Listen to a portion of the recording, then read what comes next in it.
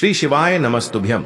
हर हर महादेव। दोस्तों, पूज्य गुरु जी ने अभी अपनी कल की शिव महापुराण की कथा में मंगलवार के दिन किया जाने वाला 3 तुलसी पत्ते का एक ऐसा विशेष उपाय बताया है जो उन्होंने आज तक अपनी किसी भी कथा में नहीं बताया है। पूज्य गुरु जी ने कहा कि जब आपके हाथ तंग चल रहे हो, जब रुपये पैसे कहीं से प्राप्त ही ना हो पा रहे हो, जीवन में चारों तरफ से सिर्फ और सिर्फ परेशानियां आ गई हो, उनसे बाहर निकलने का कोई रास्ता ना दिखाई दे रहा हो, तो 22 अप्रैल 2025 मंगलवार के दिन कर लेना। 3 तुलसी पत्ते वाला यह उपाय होगी। हर मनोकामना पूरी मिलेगी, सभी दोषों से मुक्ति, इतना धन आएगा कि संभाले नहीं संभलेगा। माता लक्ष्मी जी और महादेव जी के आशीर्वाद से पूरे साल धन बरसता रहेगा। दोस्तों, जैसा कि आप सभी लोग जानते हैं कि 22 अप्रैल 2025 यानी मंगलवार को पड़ रही है वैशाख महीने की नवमी तिथि। और दोस्तों, यह वह तिथि है जो वैशाख महीने में पड़ने वाली सबसे बड़ी और वैशाख महीने की पहली नवमी तिथि है, क्योंकि यह मंगलवार के दिन पड़ रही है और हमारे हिंदू धर्म में इसका बहुत ही बड़ा और विशेष महत्व होता है। पूज्य गुरु जी ने कहा है कि अगर कभी भी मौका लग जाए और वैशाख महीने की नवमी तिथि मंगलवार को पड़ जाए तो आप लोगों को सिर्फ और सिर्फ 3 तुलसी पत्ते वाला उपाय तो अवश्य ही करना चाहिए, क्योंकि इन दोनों तिथियों का संयोग बहुत ही कम आता है।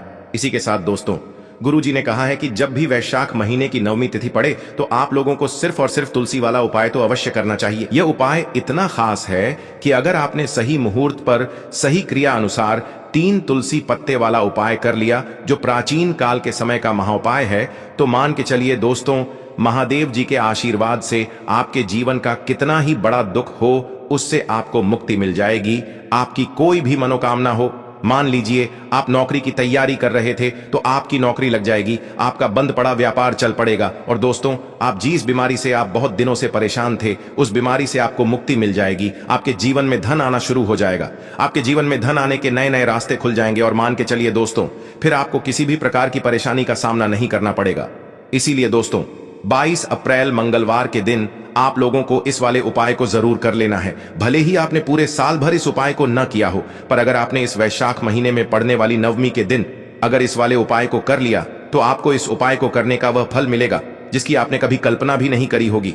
इसीलिए आप लोग इस तुलसी वाले उपाय को एक बार जरूर कर लेना, ताकि आप लोगों के हाथ से यह मौका न जा सके और आपको इस उपाय को करने का फल मिल सके। दोस्तों, यह उपाय पंडित जी ने अपनी अभी की ही शिव महापुराण की कथा में बताया है, जो इस उपाय को आज हम आपको बहुत अच्छे से समझाने वाले हैं। इस वीडियो को देखने के बाद इस उपाय को समझने के लिए आपको कोई और वीडियो को देखने की जरूरत नहीं पड़ेगी। तो दोस्तों, इस उपाय को आपको कैसे करना है, कब करना है, कहां पर करना है और उपाय को करते समय आपको किन किन गलतियों को नहीं करना है और आपको किन किन बातों का ध्यान रखना है, ये सारी जानकारी हम आपको इस वीडियो में देंगे। तो चलिए भक्तों, उपायों को शुरू करते हैं। अगर आप भी चाहते हैं कि महादेव जी का आशीर्वाद आप पर सदैव बना रहे तो वीडियो को लाइक करें, चैनल को सब्सक्राइब करें और कमेंट बॉक्स में हर हर महादेव जरूर लिखें। और अपने फायदे के लिए, गरीबी दूर करने के लिए इस वीडियो को पूरा देख कर जाना। यदि आज आपने वीडियो को बीच बीच में से देखा, काट काट कर देखा, तो जीवन में आपको कभी सफलता हासिल भी नहीं होगी। देखिए दोस्तों, यह 22 अप्रैल मंगलवार नवमी का दिन यह इतना खास होता है, इतना महत्वपूर्ण होता है। देखा गया है कभी कभी बड़े बड़े पूजा पाठ अनुष्ठान से जो मनोकामना पूर्ण नहीं होते, वह 22 अप्रैल मंगलवार के दिन एक छोटे से उपाय करने से ही आपकी मनोकामना पूर्ण हो जाती है। अब हम समझते हैं इस वाले उपाय को हमें करना किस समय है। इस 3 तुलसी पत्ते वाले उपाय को हमें वैशाख महीने के मंगलवार के दिन करना किस समय है। तो देखिए, इस उपाय को करने का जो समय है वह सुबह का समय है और शाम का समय भी है। अब देखिए, यहां पर हम मुख्य रूप से सुबह का समय नहीं बोलेंगे, क्योंकि 22 अप्रैल मंगलवार नवमी का दिन है और इस दिन प्रदोष काल के समय का बहुत महत्व होता है। बाकी अगर सुबह के समय भी करेंगे तो भी अच्छा होगा, उसमें कोई भी दिक्कत वाली बात नहीं है। तो चलिए जानते हैं इस विशेष उपाय के बारे में। लेकिन उससे पहले एक प्रार्थना, अगर आप इस चैनल पर नए हैं तो आप इस वीडियो को लाइक करें, चैनल को सब्सक्राइब करें और कमेंट बॉक्स में आप अपनी राशि या अपना नाम जरूर डाल दें, क्योंकि हम राशि से जुड़ा भाग्य भी बताते हैं और भाग्य में चल रही परेशानियों को दूर करने के लिए वह आसान से आसान उपाय भी बताते हैं। तो चलिए अब हम अपने सबसे पहले उपाय की बात कर लेते हैं। देखिए, वैशाख मास के दिनों में विशेषकर भगवान शिव और माता पार्वती और विष्णु भगवान का पूजन किया जाता है।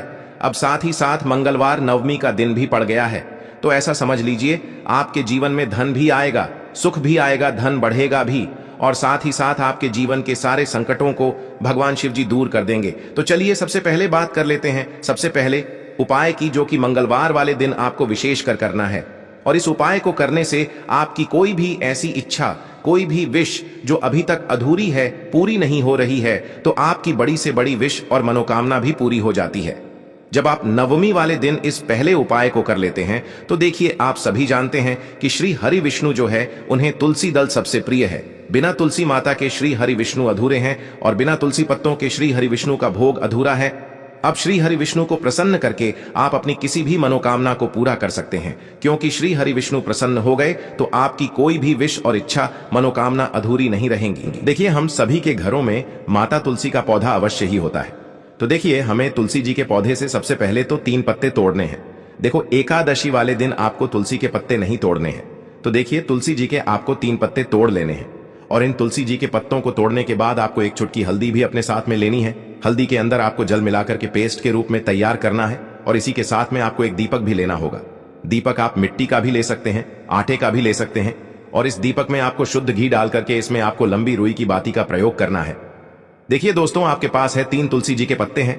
तो पहला जो तुलसी जी का पत्ता है, उस पर आपको सबसे पहले तो जो आपने हल्दी ली है उसकी एक बिंदी लगानी है।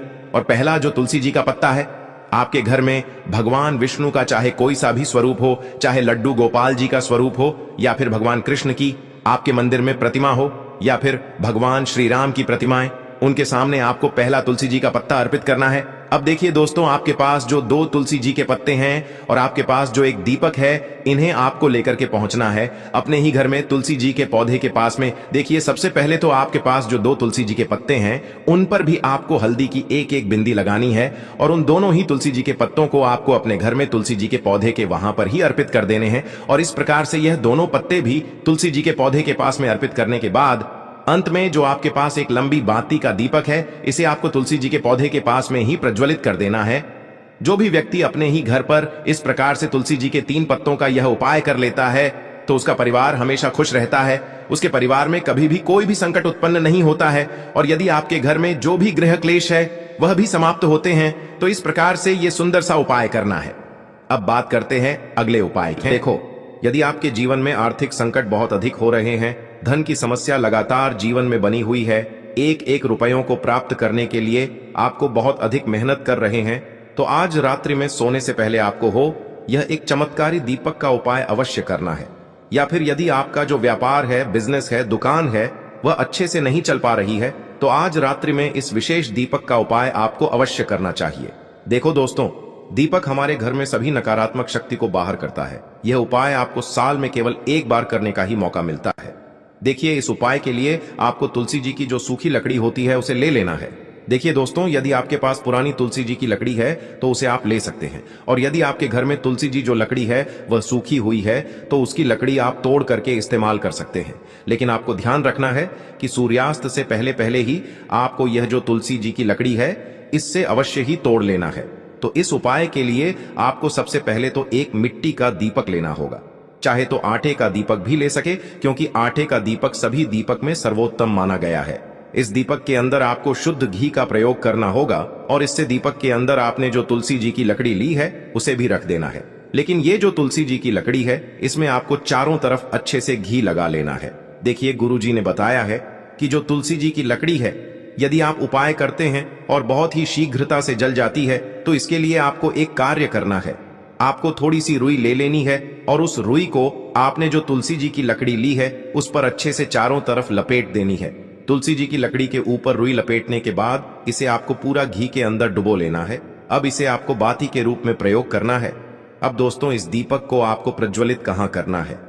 तो इस दीपक को आपको या तो भगवान विष्णु के सामने प्रज्वलित करना होगा, या फिर आपको भगवान श्री राम के सामने प्रज्वलित करना होगा, या फिर भगवान कृष्ण के सामने, यानी कि भगवान विष्णु के जो भी अवतार हैं उनके सामने आप ये दीपक प्रज्वलित कर सकते हैं। या फिर आप इस दीपक को माता तुलसी जी के सामने भी प्रज्वलित कर सकते हैं।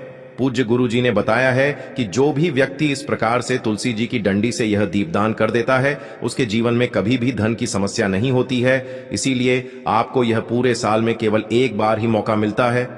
इस उपाय को करके देखना, आपकी सभी इच्छाएं जरूर पूर्ण होंगी। यह जो उपाय है रात्रि में सोने से पहले करना है। देखिए, इस उपाय के लिए आपको मात्र 1 लौंग का जोड़ा लेना है, यानी कि 2 फूल वाली लौंग लेनी है। साथ में आपको मात्र थोड़ा सा शहद लेना होगा और इसी के साथ में आपको तांबे के पात्र के अंदर शुद्ध जल लेना होगा। अब देखिए, इन सभी सामग्रियों को लेकर के आपको भगवान शिव के मंदिर में पहुंच जाना है। देखें, ये उपाय आप सुबह से लेकर शाम तक कर सकते हैं।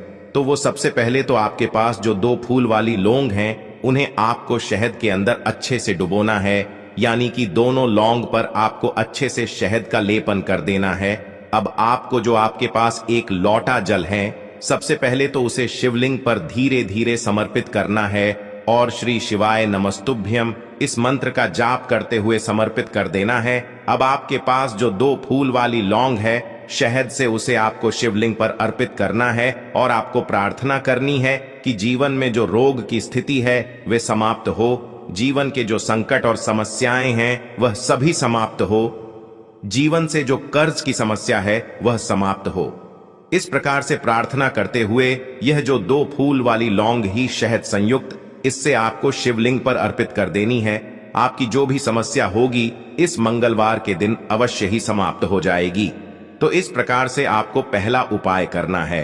अब हम बात कर लेते हैं दूसरे उपाय के बारे में। देखो, यह उपाय आपके लिए सर्वश्रेष्ठ होने वाला है।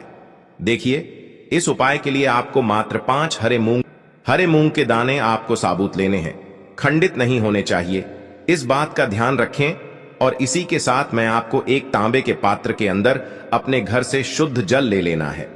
अब दोस्तों, इन सभी सामग्रियों को लेकर के आपको सीधे पहुंच जाना है भगवान शिव के मंदिर में। देखिए, इस उपाय को भी आप सुबह भी कर सकते हैं और शाम के समय में भी कर सकते हैं। देखिए, भगवान शिव के मंदिर में पहुंचने के बाद आपके पास जो 5 हरे मूंग हैं, उनमें से पहला जो हरा मूंग है, आपको शिवलिंग के सामने जो नंदी महाराज होते हैं और उनका जो पैर उठा हुआ होता है, वहां पर आपको पहला हरा मूंग समर्पित कर देना है और आपको ओम नमः शिवाय इस मंत्र का जाप कर लेना है। फिर आपको दूसरा हरा मूंग लेना है और शिवलिंग पर जो श्री गणेश जी वाला स्थान होता है, वहां पर आपको यह दूसरा हरा मूंग समर्पित कर देना है, यानी कि शिवलिंग के सीधे तरफ आपको यह दूसरा हरा मूंग समर्पित करना है। और फिर आपको ओम नम शिवाय या फिर श्री गणेशाय नम इस मंत्र का जाप कर लेना है। तीसरा हरा मूंग का दान आपको भगवान शिव की सबसे प्रिय पुत्री माता अशोक सुंदरी वाले स्थान पर समर्पित करना होगा। शिवलिंग की जो जलाधारी होती है, जहां से जल बह करके आता है, उसी जलाधारी के बीच में जो कहीं कहीं उठी हुई लाइन होती है सांप की आकृति के रूप में, वहीं पर आपको तीसरा हरा मूंग समर्पित करना है और फिर आपको ओम नमः शिवाय इस मंत्र का जाप कर लेना है। अब दोस्तों, चौथा जो हरा मूंग है, उसे आपको भगवान कार्तिकेय जी का जो स्थान होता है शिवलिंग पर, वहां पर आपको ये चौथा हरा मूंग का दाना समर्पित कर देना है और आपको ओम नमः शिवाय इस मंत्र का जाप कर लेना है।